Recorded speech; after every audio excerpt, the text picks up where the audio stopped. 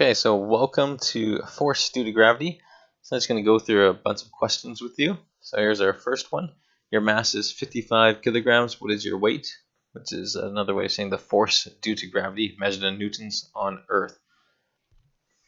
So you guys are used to probably the unit pounds. Pounds is the unit used by America and the imperial system.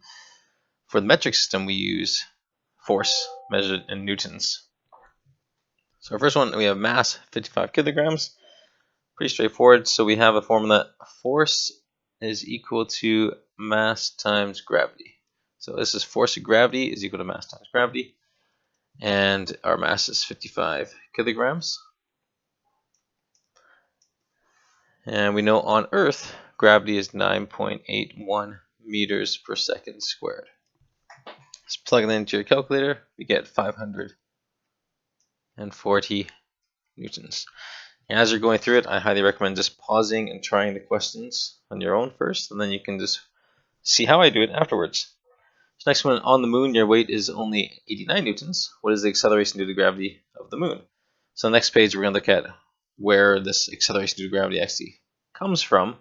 For now, I'm just going to tell you that acceleration due to gravity is based on two things. It's based on the radius of a planet, or an object, and also the mass of the planet. So the Earth is significantly more massive than the Moon, therefore it has a higher acceleration due to gravity of 9.81. Moon somewhere less.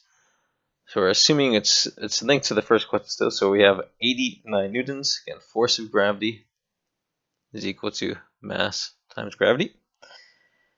And this time we're given that we have a weight of 89 newtons. Our mass is still 55 kilograms. And we're looking for g of the moon. So we divide both sides by 55. We get g is equal to 1.6 meters per second squared.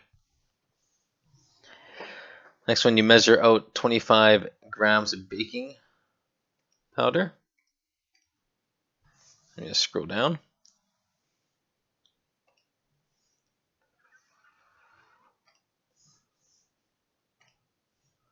Okay, so we have 25 grams of baking powder. What force due to gravity does it experience? So the reason I put this one in is because we remember our SI units. For this to work, because mass, well, our SI units for mass is kilograms, we have to make sure we convert this to kilograms before we move on.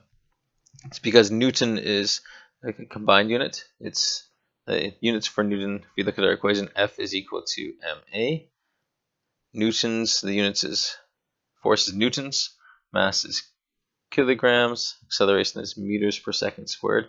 So a Newton is defined as a kilogram meter per second squared. So since we have 25 grams, that's not going to work. So first you need to convert that to kilograms. We know there's 1,000 grams in the kilogram, so we get 0.025 kilograms right there. So we get force is equal to mass times gravity. Our mass is 0.025 kilograms, and gravity is 9.81 meters per second squared. And we end up with a force is equal to 0.25 newtons.